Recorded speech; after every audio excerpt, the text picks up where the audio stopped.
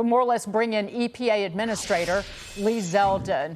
Administrator, fantastic to see you. So these Democrats have shut down the government, essentially hurting their own cause. If they're worried about the existential threat of climate change and pollution that impacts the poor Americans or lower income Americans, they don't care about that. Yeah, that clip you just played of 22 hours of Senator Merkley, that was a whole lot of carbon dioxide that maybe we should be regulating. That poisons something in the brains of the listeners, at least getting dumbed down.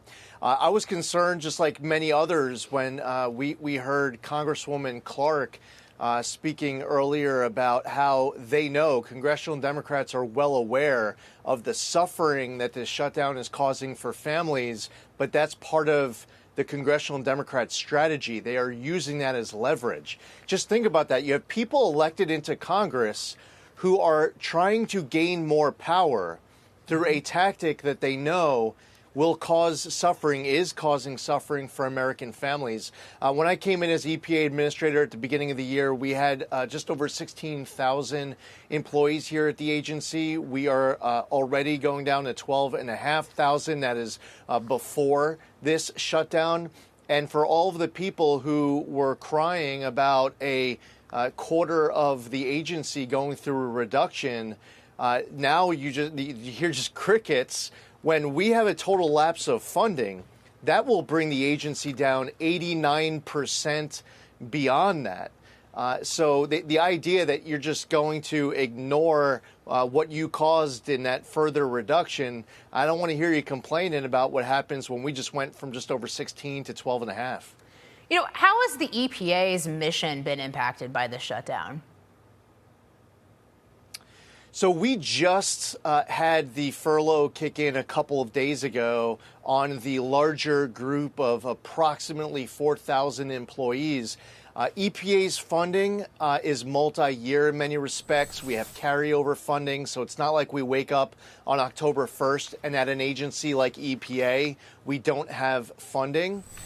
This latest round that has about 4,000 is the first really big time that the furlough has kicked in, and we are now might be a couple weeks or so away from what might be that next round, which would be even larger. I would hope that congressional Democrats would decide, instead of trying to politically profit off of what they know to be the suffering of American families, they should be waking up tomorrow and realizing that their job, their oath, with the power that they are entrusted with, it's actually their duty to reverse suffering and hopefully do the right thing in voting to reopen government. Yep. Pain for the many as they reach for political power for the few. Administrator Zeldin, before we go, because we started the show talking about the new Treasury sanctions on the two big Russian oil companies, Rosneft and Lukoil.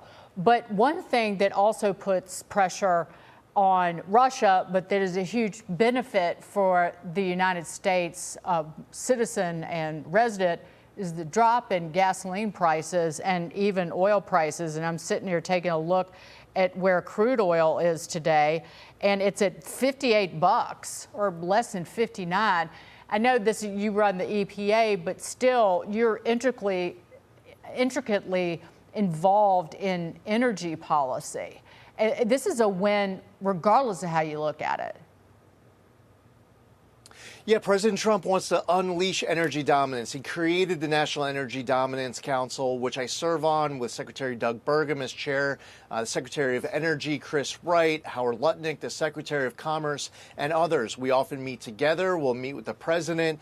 And there's a lot of different jurisdiction equities in each of the agencies. And instead of our agencies all being siloed off, we work together. and we are trying to support each other's mission to make sure that the president, that President Trump's focus, his directive to unleash energy dominance is implemented, bringing down costs, making the quality of life better, creating jobs. These are all important economic benefits, national security benefits, economic benefits, and even environmental as well. Absolutely. All right, Administrator Lee Zeldin, thanks for joining us tonight. We appreciate it. Thank you, sir.